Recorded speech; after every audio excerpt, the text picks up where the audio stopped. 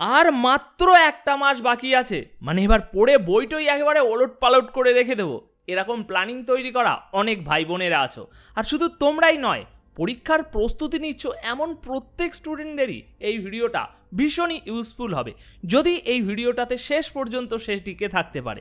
এই অবশিষ্ট এক মাস তোমাকে কিভাবে কাজে লাগাতে হবে সেটাই তোমরা এখন জানতে চলেছো।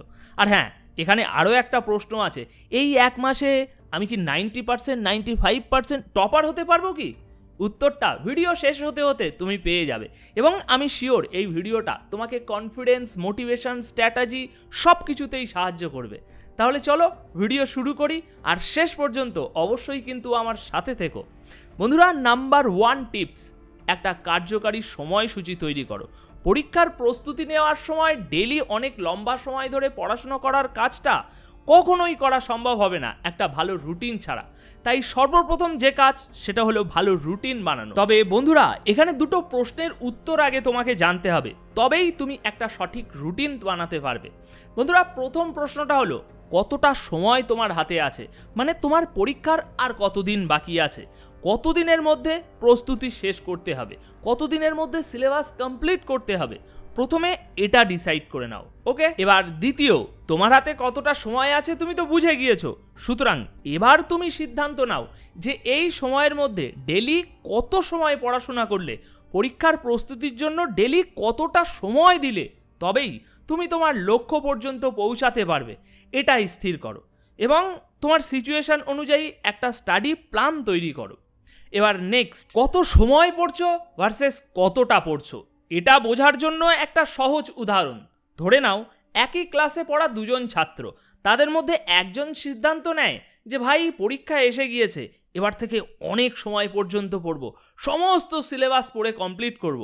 এদিকে দ্বিতীয় ছাত্রটি সিদ্ধান্ত নেয় যে পরীক্ষা এসে গিয়েছে, সময় খুব কম, 10টা চ্যাপ্টার আছে, আর এই 10টা চ্যাপ্টারের মধ্যে এই 6টা চ্যাপ্টার খুব ইম্পর্টেন্ট, তাই এই 6টা চ্যাপ্টারকে খুব মনোযোগ দিয়ে পড়ব। এবার বলো তো দেখি বন্ধুরা, এই দুজনের মধ্যে পরীক্ষায় কে সব থেকে বেশি নাম্বার তুলতে পারবে? অবশ্যই দ্বিতীয় ছাত্রটি। অনেক সময় পড়েও, সমস্ত সাবজেক্ট কমপ্লিট করেও কেন ওই প্রথম ছাত্রটি বেশি নাম্বার তুলতে পারেনি জানো? একসাথে সমস্ত সিলেবাস কমপ্লিট করব এই আশায় এটা একটু ওটা একটু পড়েছে, যার ফলে কোনোটাই ভালো করে সম্পূর্ণ পড়া হয়নি।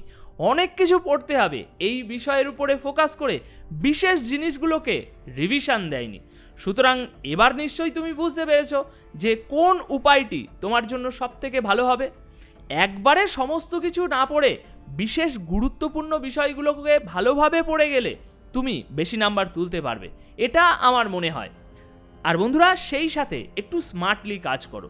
সকালে ঘুম থেকে ওঠা দিয়ে রাত্রে ঘুমাতে যাওয়ার আগে পর্যন্ত তুমি কখন কি করবে, কোন সময় কোন সাবজেক্টটা কতটা পড়বে, আগে থেকেই তার একটা পাকাপোক্ত প্ল্যান তৈরি করে রেখে দাও, তবেই তুমি সেই প্ল্যান অনুযায়ী প্রত্যেকটা কাজ করতে পারবে, নয়তো এলোমেলো হয়ে যাবে। এবার তৃতীয়, পরীক্ষার প্রস্তুতি নেওয়ার আগে একটা পরিষ্কার ধারণা তৈরি করে নাও। প্রস্তুতি নেওয়ার সময় যেটা হয়, অভ্যাসগত কিছু থিওরি বা কিছু কনসেপ্ট আমরা এড়িয়ে যাই, আর এটা করার নানা কারণ আমরা খুঁজে পাই। যেমন, আমি এটা খুব ভালো মতো জানি, পরীক্ষায় যদি এটা আসে আমি ম্যানেজ করে নেব। আবার কিছু কিছু সময় তো এই প্রশ্নটা পরীক্ষায় আসবেই না, এরকম ভীষণ কনফিডেন্ট হয়ে থাকি আমরা সেই প্রশ্নটা নিয়ে। কিন্তু বন্ধুরা, বাস্তব সত্য যেটা, পরীক্ষায় কোনটা আসবে আর কোনটা আসবে না তা নিখুঁতভাবে আমরা কখনোই অনুমান করতে পারি না। সুতরাং এরকম ওভার কনফিডেন্ট না হয়ে, যদি সেটা পড়তে নাও ভালো লাগে তাহলেও সেই বিষয়টির অন্তত কিছু পয়েন্ট বুঝে রাখো। আর বন্ধুরা, একটা কি পয়েন্ট মনে রেখো, এই যে এক্সাম, এই গেমটা হলো সম্পূর্ণ রিভিশনের। এবার চতুর্থ, তোমার হ্যান্ডরাইটিংয়ের গতি আরও বাড়িয়ে তোলার চেষ্টা করো। বন্ধুরা, পরীক্ষার কিছু প্রশ্নের অনেক লম্বা উত্তর লেখার থাকে, কিছু প্রশ্নের উত্তর ছোট করে ব্যাখ্যা করলেই যথেষ্ট, কিন্তু কিছু প্রশ্নের উত্তর অনেক বড় করে ব্যাখ্যা করতে হয়, যেখানে একটা পেজও কম পড়ে যায়। তাই ওই বড় বড় উত্তরগুলো লেখার জন্য দ্রুত হাতের লেখা করার অভ্যাস তৈরি করো, আর এই প্র্যাকটিসটা তুমি তোমার রাফ নোটের উপরে শুরু করতে পারো। এছাড়াও বন্ধুরা, প্রিভিয়াস ইয়ারের কোশ্চেন পেপার সলভ করা, এটাও তোমাকে অনেক বেনিফিট দেবে। এই যেমন ধরো কোশ্চেন ফরম্যাট কেমন আসছে সেটা তুমি জেনে নিতে পারবে, এবং ওই পুরানো প্রশ্নপত্রগুলো যদি তুমি সলভ করে থাকো তাহলে তোমার আসল পরীক্ষার প্রশ্নপত্রও অনেকটা সহজ লাগবে, কারণ তোমার মাইন্ড আগে থেকেই একটু প্রস্তুত হয়ে যাবে সেটাকে ফেস করার জন্য। এছাড়াও বন্ধুরা, পরীক্ষার প্রস্তুতি নেওয়ার সময় আরও একটা বিশেষ জিনিস সকল সময় খেয়াল রেখো, সময় কম আছে, অনেক কিছু পড়তে হবে, তাই কি পড়বো কখন পড়বো এই ভেবে ভেবে মাথায় ভীষণ টেনশন তুলে ফেলো।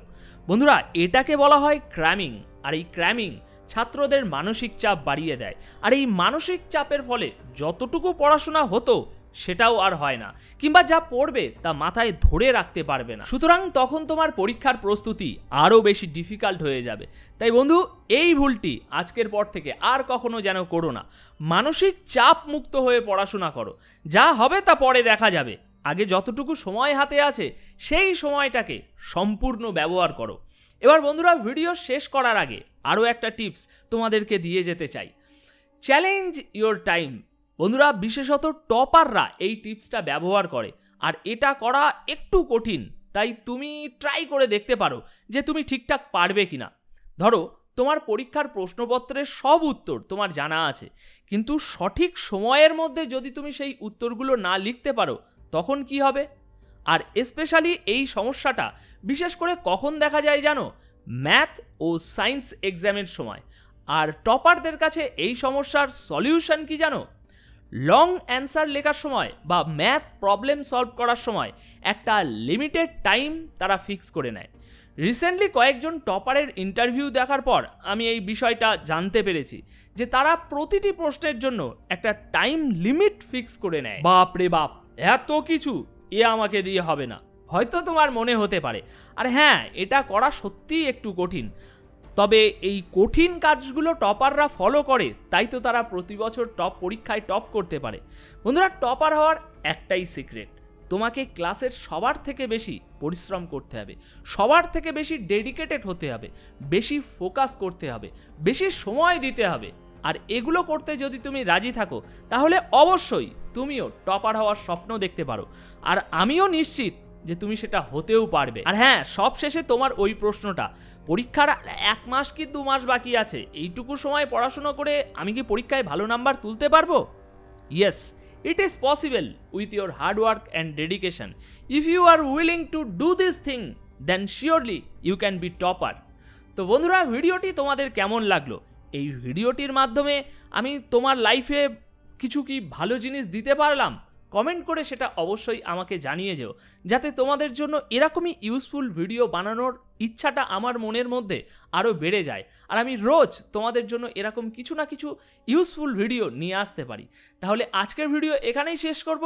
ভিডিওটি ভালো লেগে থাকলে অবশ্যই একটি লাইক করে যেও। অনুপ তাহলে আজ এখানেই বিদায় নিচ্ছে, দেখা হচ্ছে পরবর্তী ভিডিওতে আরও কিছু ইনফরমেশনের সাথে।